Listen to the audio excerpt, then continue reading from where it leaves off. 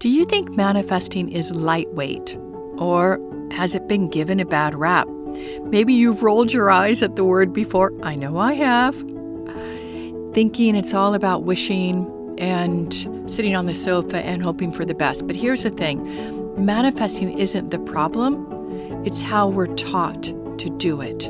I'm Ariana Rollins, and you're listening to Mindful Manifesting. We're talking about the difference between wishful manifesting, the kind that leaves you feeling like you're failing, and a term that I've coined, strategic manifesting. And that is the kind that actually gets results because it's repeatable, it's scientific, which is really scientific is repeatable, right? Before we dive in, if you want to see this in action, join my free ladder method workshop on April 18th. It's a 60-minute hands-on session where you'll leave with a tangible plan. You can go to mindfulachiever.com/the-ladder-method.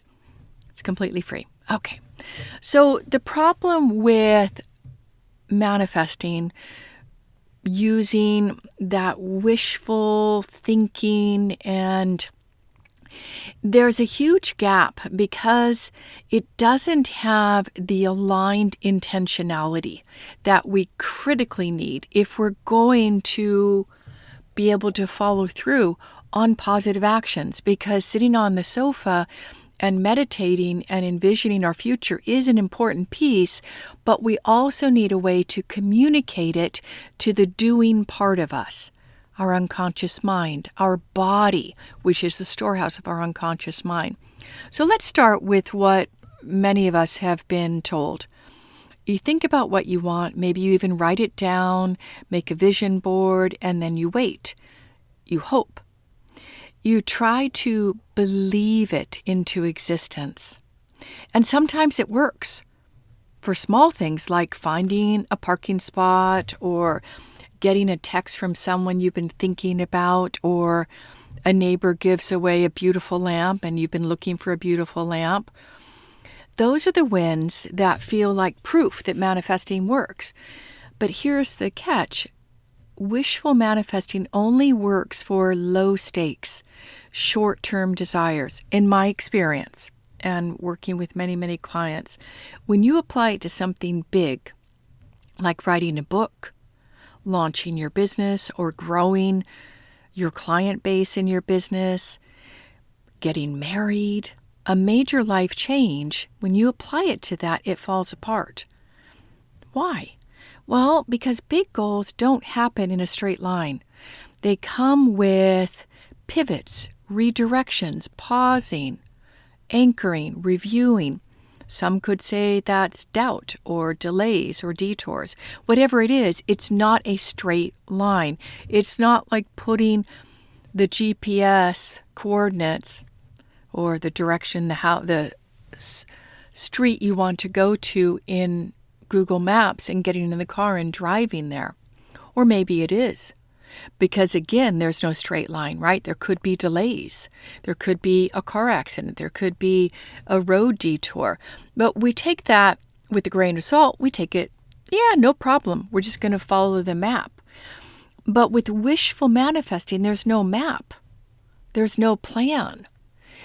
And we need, if you're at all like me, I like consistency.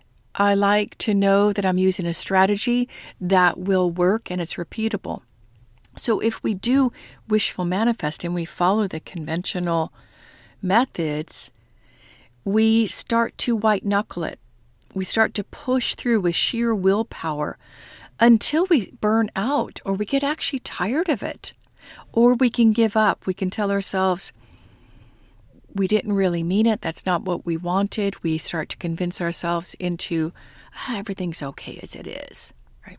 Neither of those options feel good, and neither of them works. So what strategic manifesting really looks like, it's different.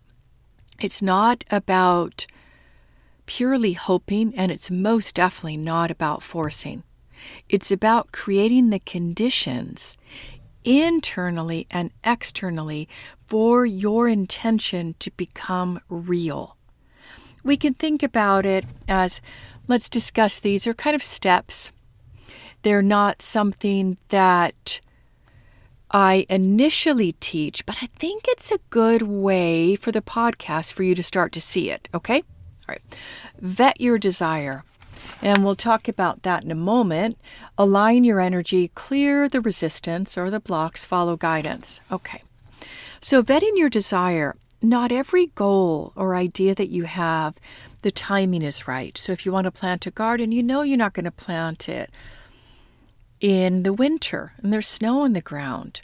So even while that goal may sound exciting, is it aligned with who you are right now? Is the timing right? Is it the most important thing for you to focus your energy on? Before you commit, ask yourself, and this is a very important one, I cover this in all my programs, does your intention match your values? If you're curious about that, there's a powerful exercise in my book, Mindful Achiever. You can get it on Amazon, Mindful Achiever, values exercise. Next, do you have the capacity for it? And here's a key piece. Does it feel less than a 5 in difficulty on the difficulty scale? If it's a 10 in difficulty, no matter what you're wishing is your capacity to wish or you're forcing it and white knuckling it, it's not likely going to happen. Your unconscious mind will resist it. But if it's a 5 or less, you're in the zone where progress feels possible. And that's keen. That's a key piece. Keen and key. Feels possible. You can imagine it happening. 3, align your energy. This isn't about slapping a smile on your face and faking it or pretending that you've already experienced it and it's going to happen. It's about embodying the feeling of your intention as if it's already yours, but not in a delusional way. I don't teach that at all, but in a way that says, this has happened. I just need to wait the time for it. And when you anchor into that feeling, your nervous system starts to believe it too. Your body, as a storehouse of your unconscious mind, starts to believe it's already happening. And that's key. 3, clear the resistance, clear the blocks. And this is the step where we're not really trained in the conventional manifesting model, and it's the place where many of us skip it. And it's the most important. Every time you've set an intention and not achieved it, it leaves behind residue. Beliefs like, it's not going to happen, I've tried this before, or I mess things up, I'm not good enough. And it's filling our body, our emotional body, our physical body with doubt. Because we've tried it before and we've failed. So strategic manifesting includes tools to resolve those blocks at the root so they don't sabotage you next time. It clears up the residue. It helps you digest the previous failures and disappointments.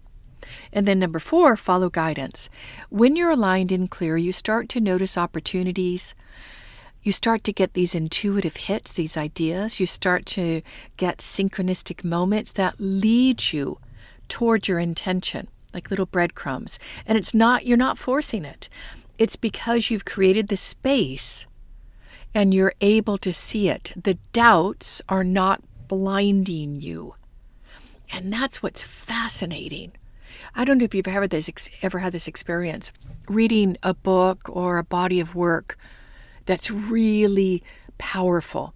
And you've read it maybe 10 years ago, 20 years ago, and you pick it up today, and all of a sudden you're seeing a depth in it. It's almost like you're reading it for the first time. And that's because the blocks, your capacity to see more deeply wasn't there yet. You've grown, you've evolved. And that's what's really powerful with strategic manifesting, is that when you're ready for it, it will come. And clearing the blocks, aligning your energy, getting that clarity of what is the perceived difficulty, that all helps you. So why this works, I'll share with you a story, my book story. This is an example from my own life many years ago when I was writing my first book. Turning misbehavior of strong-willed children around is as simple as ABC. You won't find it. Maybe you will find it on Amazon. I don't know.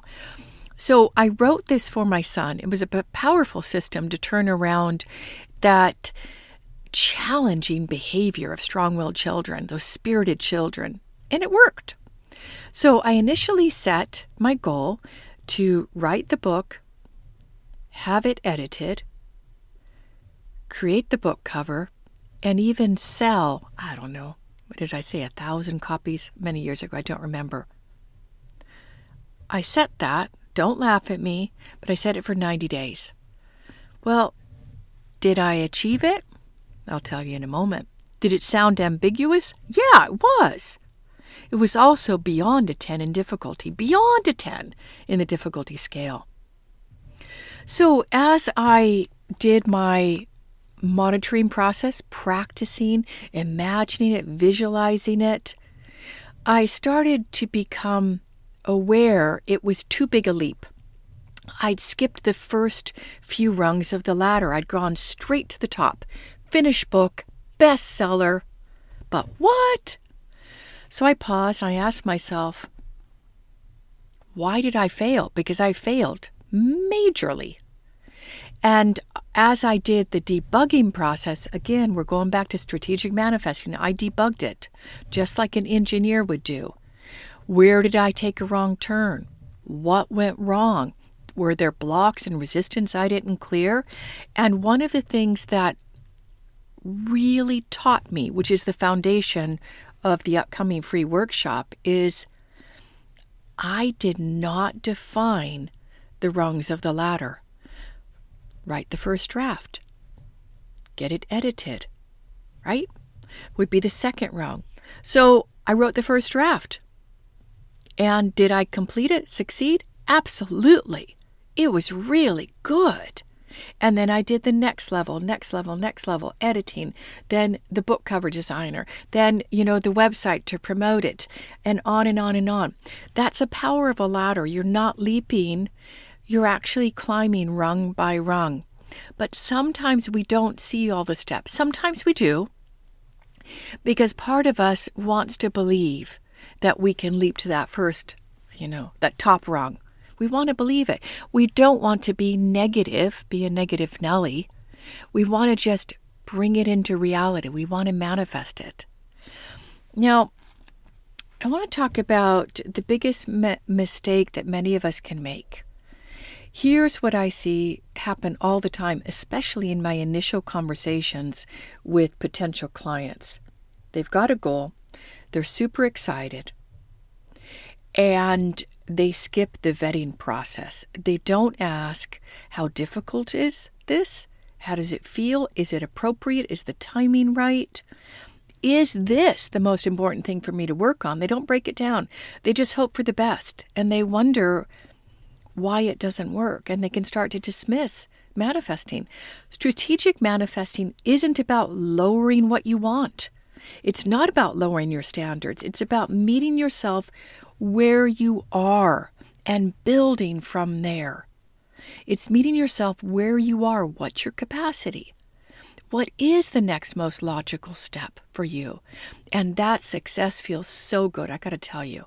When I had that book published, the website, I was one of my proudest moments ever.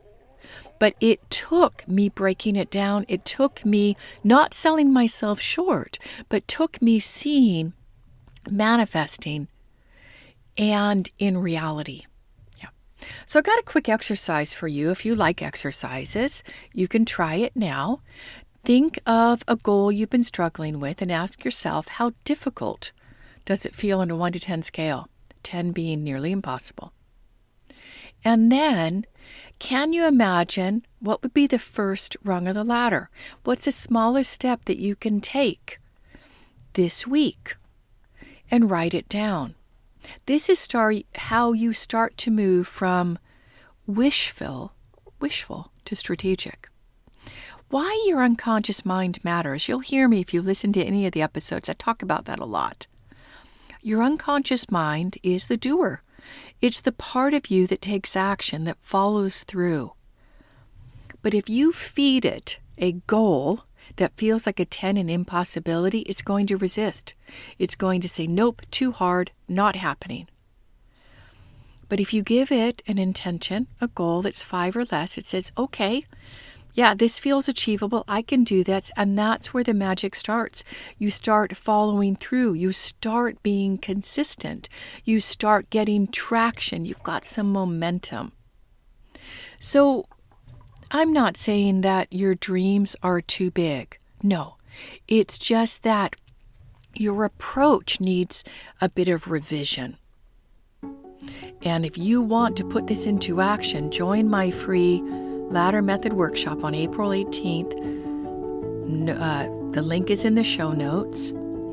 And I'd love to show you that.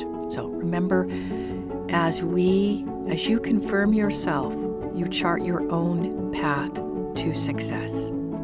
Thanks so much for listening, and many blessings. So much love. Bye for now.